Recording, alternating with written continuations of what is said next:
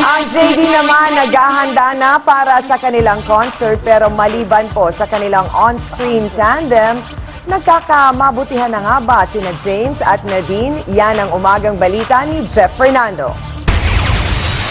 Sunod-sunod ang naging pictorial at shooting ni James Reid at Nadine Lustre kahapon bilang paghahanda sa kanilang JD in Love concert sa Araneta Coliseum sa February 20. Habang papalapit ang concert date, kaliwat kanan din ang kilig ng mga katanungan ng JD fans sa dalawa. Partikular na sa naging viral na larawang magka-holding hands sila na natutulog sakay ng eroplano. Kasi we do this all the time, like this. No, and me kasi, this. Kasi yung katawan ko, it's always, parang nangangalay. And also, like, taping, work, kanyan. Yeah, I always get tired, namamanhid. No, not namamanhid, nangangalay siya. I don't know, for some reason. Kaya natatakot siya kapag may... I always do this. And the turbulence. And the turbulence.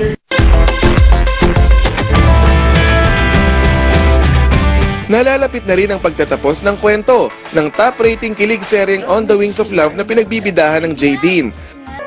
Love will lead you back to where your heart belongs. Marami ang nagbibigay reaksyon sa social media sa teaser na mukhang magkakahiwalay sina James at Nadine sa kwento ng Otwol na ayaw ikwento ng Jadine kung ano ang magiging ending. Secret! Abangan na lang po nila. Yun yung inaabangan ng lahat eh. Kaya titignan natin kung meron talaga or wala. Actually, yung mga sinute po namin sa Sanfo, yun po, abangan nyo po. And also in Lake Tahoe, marami po yun. Yung twist po na magaganap, sobrang lala. But I mean, it's pretty obvious from the the trailer. The teaser na maghiwalay sila. So we'll just have to see. Iba na rin daw ang tinginan at marami ang humuhula na higit pa sa magkaibigan ang status ng dalawa sa ngayon. Bagay na nilinaw ni James at Nadine. Nothing's changed really. We're still friends. I mean, we're really close friends. I think now more than ever. We've been through a lot. Like, it's been, 2 years? Sobrang dami na po nang nangyari and all, mga challenges, projects, and everything. So, diba, parang weird naman kung hindi kayo magiging close. Parang... Pagkatapos ng On the Wings of Love, nakaschedule na ang world tour ng Jadine Tandem at sisimula na rin ang bago nilang pelikula. Jeff Fernando, ABS-CBN News. Kainan na! Naku, eto na inaabangan ng mga boys. Masarap ang mainit na sa... Ayan, Saktong-sakto. At dahil sa kanilang napaka-passionate at na-dance interpretation, sila ay nakakuha ng kauna-unahang Golden Buzzer sa PGT Season 5. Sino po ba ang aking tinutukoy? Ang Power Duo! Live magpapasapol mamaya sa pagbabalik ng Umaga Kay Ganda!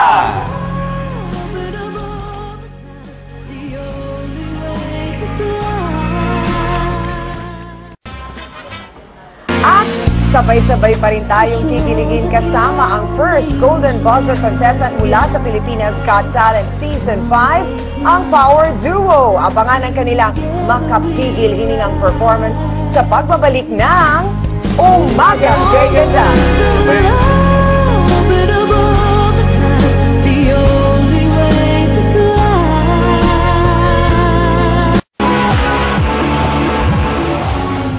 Pagkakaibigang nauwi po sa pag-ibigan, yan ang sikreto nila sa kanilang pagsayaw. Bawat performance, ramdam na ramdam nga ang kanilang nag-uumapaw na pagmamahalan para sa isa't isa. Napahanga nila ang 4 na hurado ng Pilipinas Got Talent kaya napapindot si Binoy sa Golden Buzzer at automatic na pasok sila sa semifinals ng kompetisyon. At kasama natin ngayon live ang first Golden Buzzer ng Pilipinas Got Talent Season 5, sina Jervin Minor at Adja Portales, o kilala bilang The Power Duo. Power Duo! Kamusta pakiramdam? Nagkubahan po, pero masaya po. Kayo na ba? Ayaw pa sabihin, Okay, mabalik tayo sa PGT. Nagulat ba kayo nung pinindot ni Bino yung Opo, sobra po. Hindi nga po namin nakita yun Golden kasi Buzzer. magkayakap po kami. Paano yung yakap nyo? Paano yakap? So hindi nyo inaasahan na pipindutin ni Binoy yun? Hindi po. Nakita ko na lang po yung confetti bumagsak po, tapos yun po, nagulat na po kami na Golden Buzzer po pala. Pero kahit anong pangyari, panalo naman kayo sa isa't isa eh. Grabe Hindi nyo, gano'ng katagal na kayong magkasama nagsasayaw? Almost 1 year na po. 1 year lang, pero wow!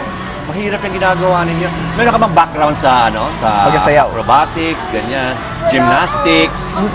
Ano po, since nung second year college lang po ako na-train ng manager namin.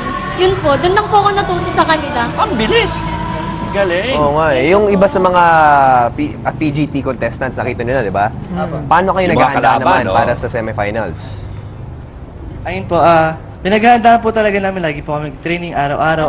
Ang pahinga Ibang lang... routine yung makikita. Opo, yung mga ibang routine po. So araw-araw na kayo Sobrang hard work. develop na talaga kayo sa isa? Ay, talaga. Sorry. Sayaw, Kasi yung vinik niya eh, yung vinik niya gusto ko makuha eh. Imbitahan nyo sila na manood, of course, palagi ng PGT. Ayan, mga kapamilya, lagi po nating panoorin ang Pilipinas Got Talent Season 5 tuwing Sabado after MMK at tuwing Linggo after Rated K. For updates, log on to pgt.abs.cbn.com o kaya i-follow ang official PGT5 sa Twitter and Instagram. Ayan, Power Duo, maraming salamat. Paano yan, Robby? Bigyan tayo ng konting sample. Ayan, Kapamilya, binibigay po namin sa inyo. Power Duo! Hey. I'm sure that you